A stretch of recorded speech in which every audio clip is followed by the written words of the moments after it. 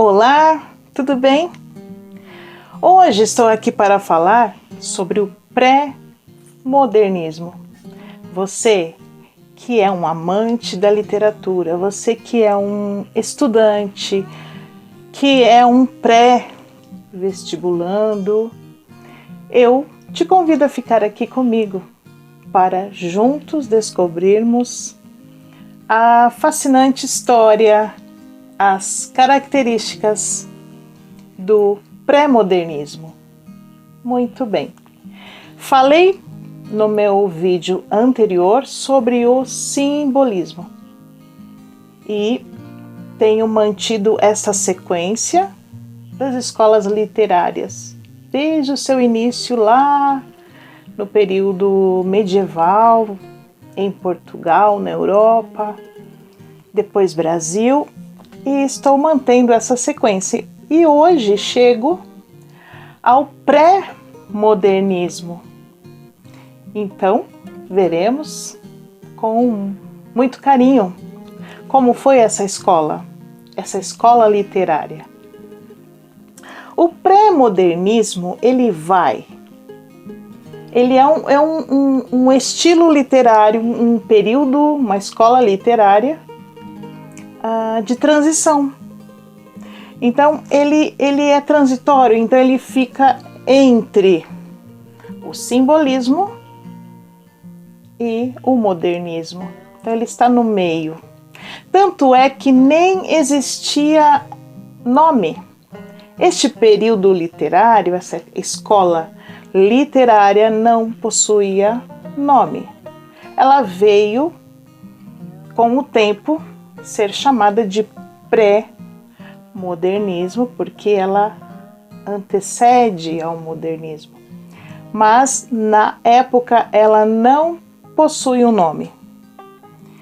Os seus poetas, os seus escritores não eram unidos como nas outras escolas literárias, que eles se reuniam, eles eram um grupo de amigos, os poetas. Existia uma espécie de clube, né? No pré-modernismo, não. Pré-modernismo, cada um por si. Então, bem interessante essa escola. Então, ela acontece de 1902 e vai até 1922. O seu encerramento é quando acontece a Semana da Arte Moderna, que dá início então ao modernismo, ok? E nós veremos tudo isso em próximos vídeos. Então, o pré-modernismo, pseudo-escola na época, como eu disse, não existia um nome, precede então o modernismo. Então, eles não tinham, os poetas, eles não tinham uma estética fixa. Cada um com sua própria linguagem. Então, as obras estavam livres, cada um com a sua própria estética, com a sua própria linguagem. Mas eles tinham algo em comum. Eles tinham uma visão crítica do novo século. O século XX se inicia. Então, eles tinham uma unidade apenas, a visão crítica do novo século. E esse novo século, que para eles estava sendo muito pesado por existirem tantas fases, tantas novidades, a abolição da escravatura, a mudança, a transição de monarquia para república, as revoltas, né? As revoltas dos Canudos, a Guerra dos Canudos, do Contestado. Então, o Brasil estava em polvorosa. e cada região tinha também a questão da política do café com leite.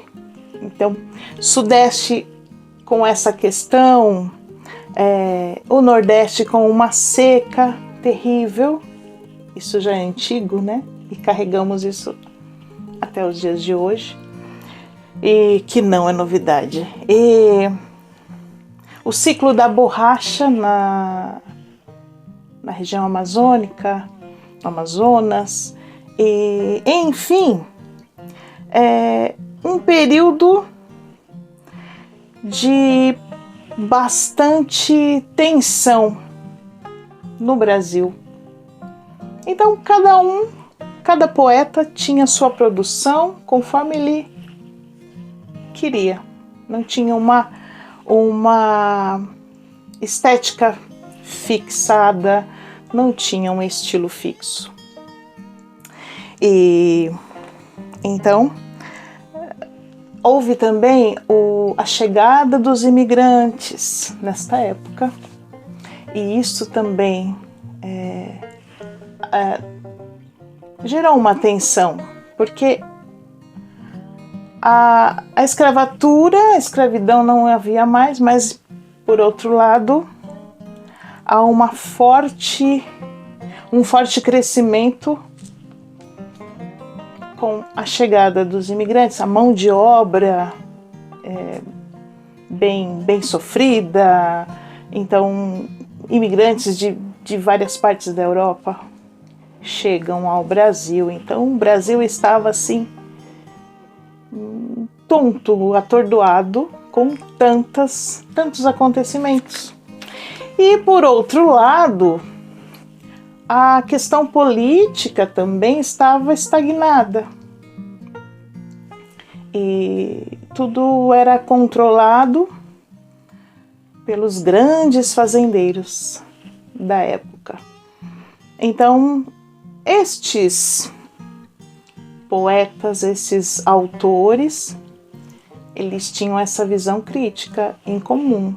Sim, eles queriam mudar essa questão de paralisação da política, essa estagnação. Então eles queriam mover isso. Então isso sim eles tinham em comum. Então vamos conhecer um pouquinho mais do pré-modernismo, que foi um movimento literário bem importante também. As características do pré-modernismo. Preste atenção, você que é um vestibulando, você que é um estudante e você que gosta de conhecer sobre literatura. Então, as características. A ruptura com o academicismo. Então, eles queriam liberdade, eles chegam de manter um padrão, uma regra, um estilo padrão. Eles rompem com o passado. Aquela linguagem rebuscada, trabalhada, clássica do parnasianismo, eles rompem com tudo isso. O que eles mostravam? Uma linguagem simples, uma linguagem coloquial, a linguagem do povo. E o que eles queriam? A exposição da nossa realidade, da realidade brasileira. Então eles queriam mostrar a nossa realidade. Porque até então existia muita influência europeia. E estes poetas, estes escritores, autores, romperam com isso. Eles estavam cansados já de manter, de copiar aquela coisa trazida da Europa. Então, eles queriam algo brasileiro. nacional. E existia um forte regionalismo. Então, cada autor com o seu regionalismo. Então, nós veremos.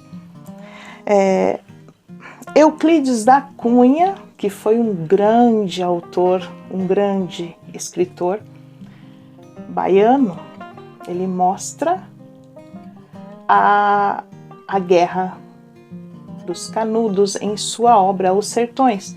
Então, esse regionalismo baiano, nordestino, é apresentado.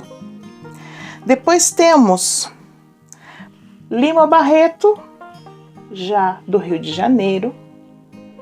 Então, mostra o subúrbio, mostra a realidade carioca. Temos Monteiro Lobato, já do interior de São Paulo. Então, ele mostra o caipira em muitas das suas obras. Então, assim, esse regionalismo é bem forte, bem presente no pré-modernismo.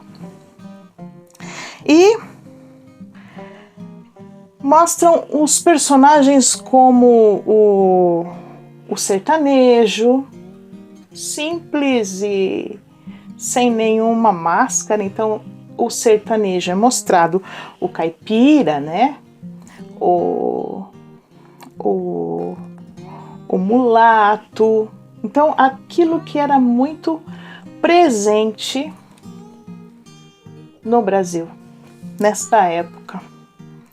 E os fatos históricos, políticos, sociais, eles trazem também em suas obras, eles retratam em suas obras. Então, o primeiro autor importantíssimo do pré-modernismo foi Graça Aranha, que escreve o primeiro romance sobre a imigração no Brasil, quando chegam os alemães aqui no Brasil. E com a sua obra Canaã, e claro, o Brasil é visto como uma Canaã, um refúgio. Então ele mostra a chegada dos imigrantes. Depois ele traz também Malas Arte e Estética da Vida e Espírito Moderno. Então, em 1925 ainda, ele traz Espírito Moderno, Graça Aranha. Depois outro nome, como eu já citei, Euclides da Cunha, que era um engenheiro, um militar, um jornalista, um historiador, amante da natureza. Então ele mostra em sua obra Os Sertões, ele mostra, além da luta, da batalha dos Canudos, ele mostra também a fauna e a flora daquela região, com muitos detalhes riquíssimos que ele amava. E também em sua obra ele traz a batalha, esta luta entre o fanático religioso Antônio Conselheiro e a República. Então era uma luta entre a República e esse fanático religioso Antônio Conselheiro. História ocorrida na Bahia. Então, Euclides da Cunha com Os Sertões, obra importantíssima e sempre é pedido nos vestibulares. Aí ele retrata também a grande seca nordestina. Ele retrata, além da fauna, da flora, das belezas, ele retrata o clima, a seca também. E temos Lima Barreto, como eu já disse, ele mostra o subúrbio carioca com todas as suas as suas burocracias, ele faz a crítica em cima de toda a burocracia brasileira. Lima Barreto, importante também, ele critica os pseudos intelectuais da época, ele critica o ufanismo ingênuo. O que é ufanismo é glorificar a pátria, o seu local de nascimento, a sua terra. E ele faz uma crítica a esse ufanismo ingênuo. E ele escreve Recordações do escrivão Isaías Caminha e também uma obra importantíssima que é O Triste Fim de Policarpo Quaresma. Então, Lima Barreto com a sua importância também neste movimento literário chamado pré-modernismo.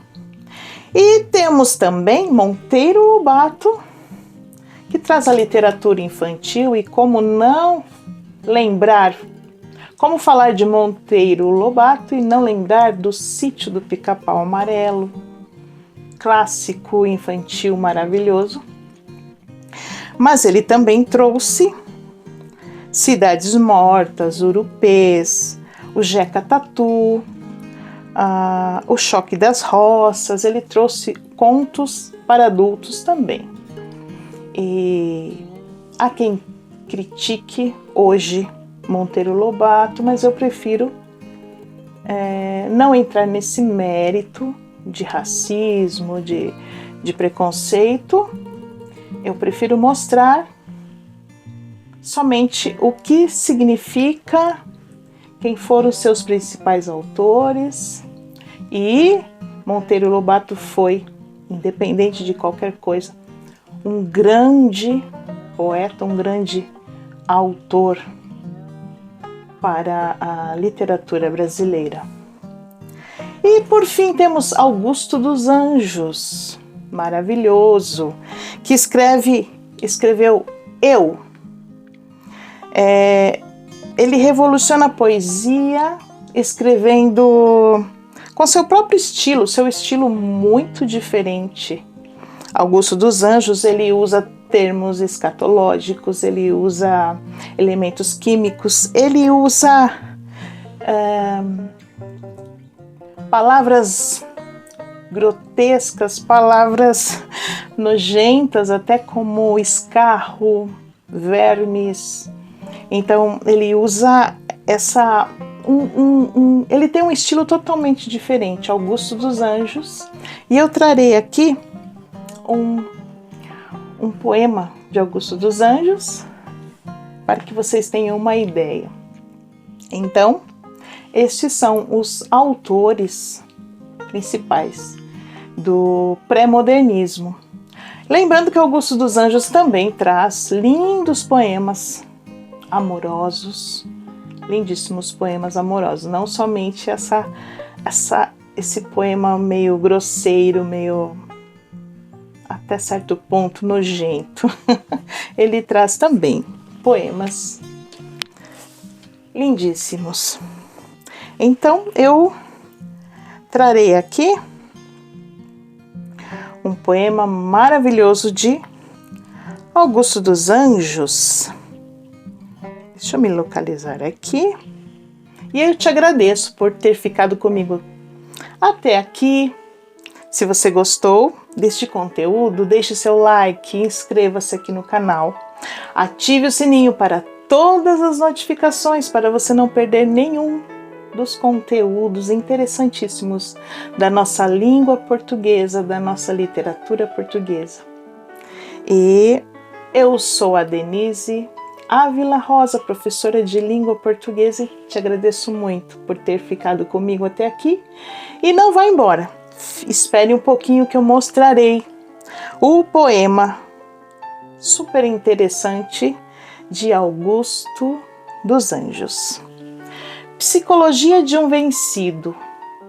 Eu, filho do carbono e do amoníaco, monstro de escuridão e rutilância, Sofro desde a epigênese da infância, a influência má do zodíaco, dos signos do zodíaco.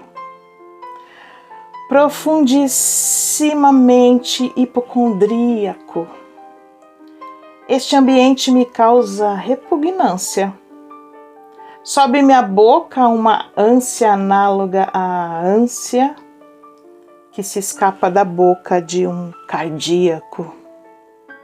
Já o verme, este operário das ruínas, que o sangue podre das carnificinas come e a vida em geral declara guerra. Anda a espreitar meus olhos para roê-los e há de deixar-me apenas os cabelos na frialdade inorgânica da terra. Este é o poema Psicologia de um Vencido, de Augusto dos Anjos. E vocês conseguiram observar a linguagem utilizada por este poeta. Muito bem, por hoje é só. Eu espero que tenha ficado claro o que foi este movimento literário, suas características, os seus principais autores. Por hoje é só, mas eu te espero aqui para o nosso próximo vídeo, onde eu falarei de mais uma importante escola literária. Meu forte abraço a você. Tchau, tchau.